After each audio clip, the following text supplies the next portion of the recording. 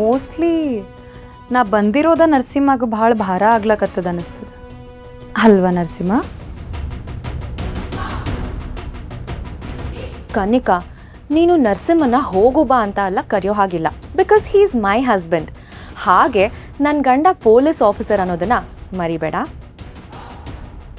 Okay, ಜಾಸ್ತಿನೇ ಮರ್ಯಾದೆ ಕೊಟ್ಟು ಹೋಗಿ ಬನ್ನಿ ಅಂತ ಕರಿತೀನಿ.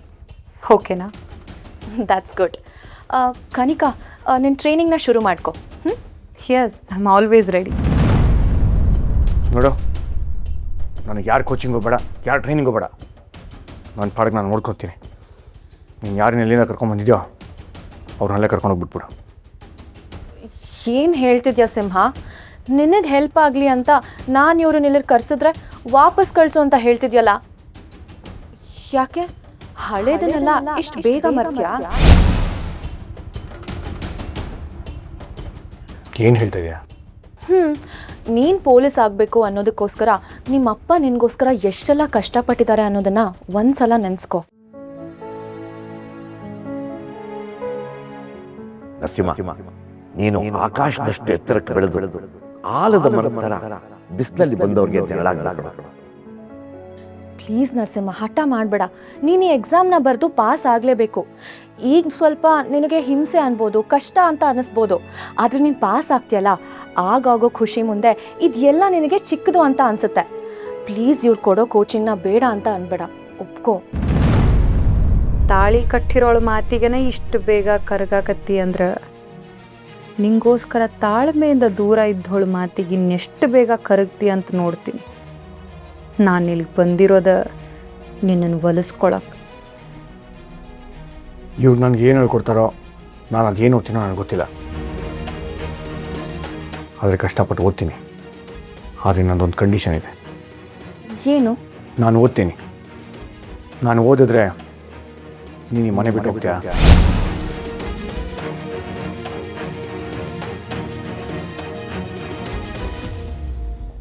ನಾನಿಲ್ಲಿರೋದು ನಿನಗೆ ಅಷ್ಟೊಂದು ಭಾರ ಅನ್ನಿಸ್ತಿದ್ಯಾ? ಮೈಗಾಗೋ ಭಾರನ ಹೇಗೋ ತಡ್ಕೋಬೋದು, ಆದರೆ ಮನಸ್ಸಿಗಾಗೋ ಭಾರನ ತಡ್ಕೊಳಕ್ಕಾಗಲ್ಲ. ಅಂದರೆ ನಾನು ನಿನಗೆ ಅಷ್ಟೊಂದು ಟಾರ್ಚರ್ ಕೊಡ್ತಿದ್ದೀನಾ? ಟಾರ್ಚರ್ ಅಂತಲ್ಲ, ನನಗೆ ನೀನು ಇಲ್ಲಿರೋದೇ ಹಿಂಸೆ ಆಗ್ತಾಯಿದೆ. ವಾವ್, ನಾನು ಈ ಮನೆಗೆ ಬಂದು ಇನ್ನೂ ಒಂದು ತಾಸು ಆಗಿಲ್ಲ, ಆಗಲೇ ಒಂದು ವಿಕೆಟ್ ಔಟ್ ಆಗೋ ಹಂಗೆ ಕಾಣಕತ್ತದ. You are great Kanika. ಏನು ಯೋಚನೆ ಮಾಡ್ತಾ ಇದೆಯಾ? ನಾನು ನನ್ನ ಒಪಿನಿಯನ್ ಹೇಳಿದ್ದೀನಿ. ನಿನ್ನ ಡಿಸಿಷನ್ ಹೇಳೋದೇ ಬಾಕಿ ಇರೋದು. ದಯವಿಟ್ಟು ನನ್ನನ್ನು ಈ ಮನೆಯಿಂದ ಆಚೆ ಕಳಿಸ್ಬೇಡ ಸಿಂಹ.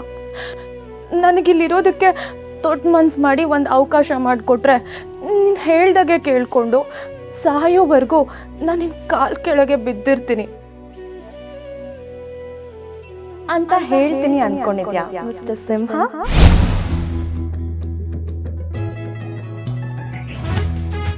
ನಿನ್ನ ಕೈ ಕಾಲು ಹಿಡ್ಕೊಂಡು ನನಗೆ ಇಲ್ಲೇ ಇರೋದಕ್ಕೆ ಒಂದು ಅವಕಾಶ ಮಾಡಿಕೊಡು ಅಂತ ಗೋಗರಿತೀನಿ ಅಂತ ಅಂದ್ಕೊಂಡಿದ್ರೆ ಅದು ನಿನ್ನ ಭ್ರಮೆ.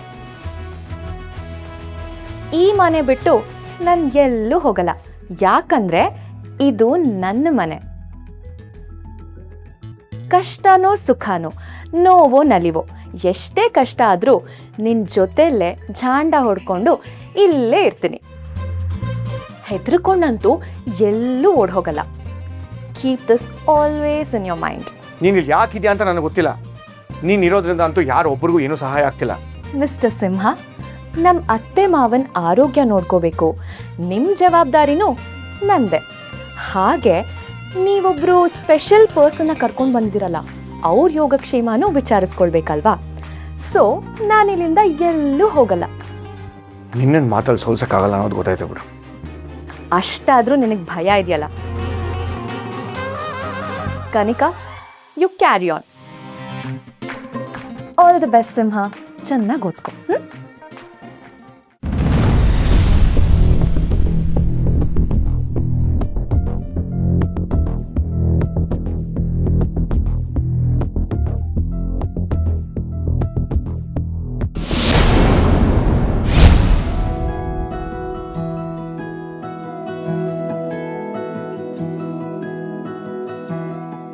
ನಾನು ಕೂಟ ಏನಾರೇ ಮಾತಾಡೋಕ್ಕದ ನರಸಿಂಹ?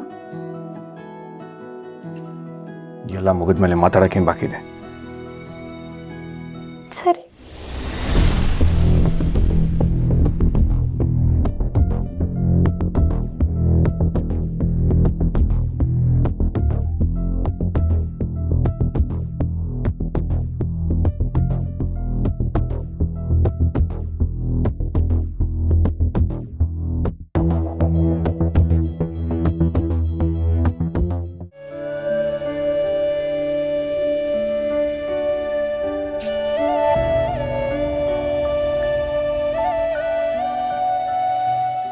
ಯಾವತ್ತೂ ನಮ್ಮ ಸಾನ್ವಿ ಪುಟ್ಟ ಇಷ್ಟು ನೆಮ್ಮದಿಯಾಗಿ ಮಲಗಿರಲಿಲ್ಲ. ಇವತ್ತು ಈ ತಾಯಿ ಮಡ್ಲಲ್ಲಿ ಬೊಂಬೆ ಥರ ಮಲಗಿರೋದನ್ನು ನೋಡಿದ್ರೆ ಮನಸ್ಸಿಗೆ ಎಷ್ಟೋ ಸಮಾಧಾನ ಆಗುತ್ತೆ. ಆ ದೇವ್ರು ನಿಮ್ಮನ್ನು ಚೆನ್ನಾಗಿಟ್ಟಿರಲಿ ತಾಯಿ.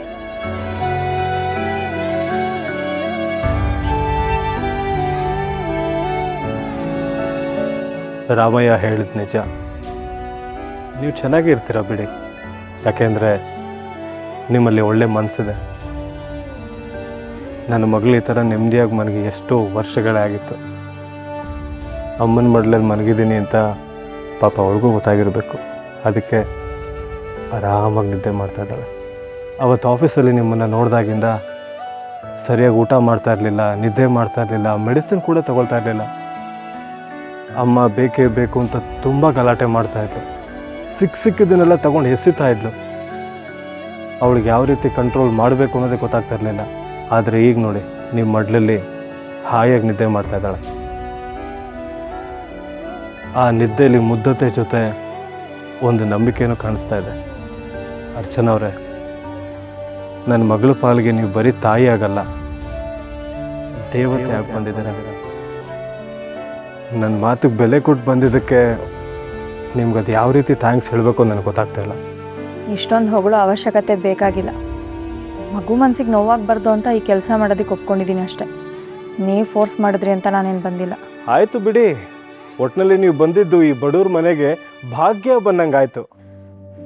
ನಾನು ಪರ್ಮನೆಂಟಾಗಿ ಕೆಲಸ ಮಾಡೋಕ್ಕಾಗಲ್ಲ ಅನ್ನೋದು ನಿಮ್ಮ ತಲೆಯಲ್ಲಿರಲಿ. ಸ್ವಲ್ಪ ತಿಂಗಳಾದಮೇಲೆ ನಾನು ಸಾನ್ವಿ ಜೊತೆ ಇರೋದಕ್ಕಾಗಲ್ಲ. ಆಗ ಇವಳನ್ನ ನೀವೇ ಮ್ಯಾನೇಜ್ ಮಾಡಬೇಕು. ಆಯಿತು ಬಿಡಿ, ಇಷ್ಟು ದಿನ ಇಲ್ಲದಿರೋ ಅಮ್ಮನಿಗೋಸ್ಕರ ಸುಳ್ಳು ಹೇಳ್ತಾ ಇದ್ದೆ. ಆದರೆ ಇನ್ನು ಮುಂದೆ ಹೊಸ ಕತೆ ಸೃಷ್ಟಿ ಮಾಡಿ ನನ್ನ ಮಗಳನ್ನ ನಾನು ನೋಡ್ಕೋತೀನಿ.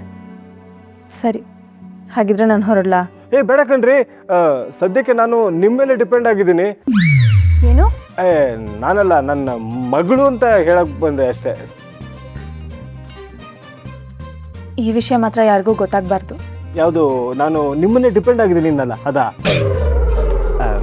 ಸಾರಿ. ಅಲ್ಲ, ನೀವು ಮಾತ್ರ ಹೀಗ ಅಥವಾ ಎಲ್ಲ ಗಂಡಸರು ಹೀಗೇನಾ?